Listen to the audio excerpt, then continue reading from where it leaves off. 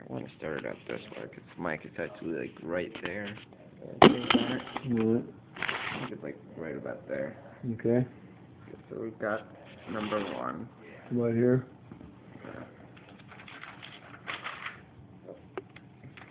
1954, there was the Supreme Court's ruling on school integration. What effect did it have on you?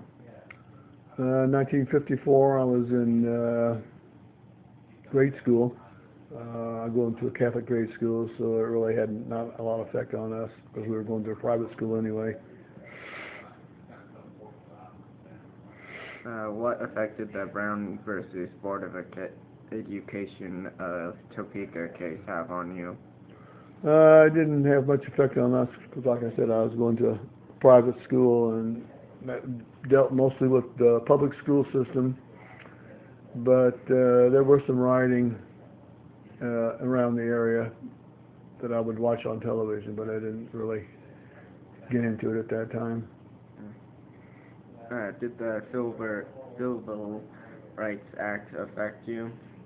Yeah, the Civil Rights Act affected me, and that when I was in the Air Force in Montgomery, Alabama, I was taking some black people down to their relatives, and I was stopped by a highway patrolman who asked me why I was taking, pardon my word, niggers down to in my car, and I told him that I was in the Air Force and I could take anybody any place I wanted to take him.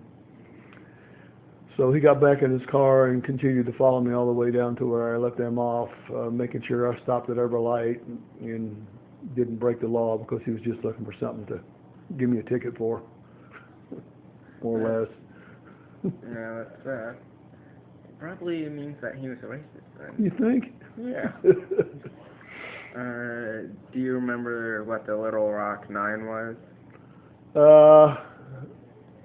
I remember what was going on in Little Rock in those days. That's where they had the marches and stuff. But other than that, exactly what the Nine were, I'm not too familiar with that. Did Ruth Ginsburg's decision to evoke the mood of the women's rights movement affect you?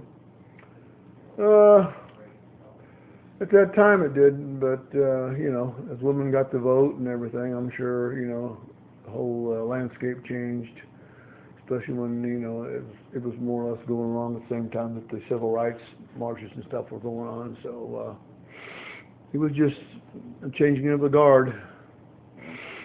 Do you remember anything about the series of long, hot summers of rioting plaguing urban centers? I remember watching a lot of it on television. I think there was some in Kansas City, Missouri, but I lived in Kansas City, Kansas, so there wasn't a whole lot of that going on in the public system over there at that time. Did the schools being closed affect you? No, they didn't affect me because I was, like I said, I was going to Catholic school, which is a private school system, and so we had a few blacks in our school, but it seemed not to bother anybody, so I'd say no. Were you in college during the 60s? Yes, I was in college. I think it started.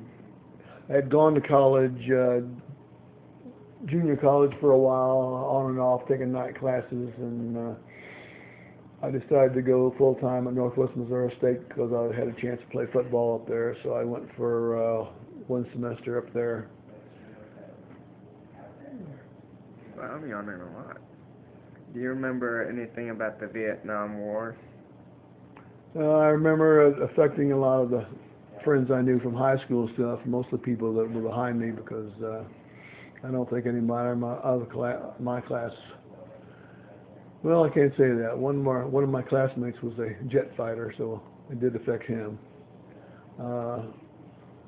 But it was earlier in the 60s, and I had already been in the Air Force, so I wasn't able to be signed up for the Vietnam War. That's the end of it.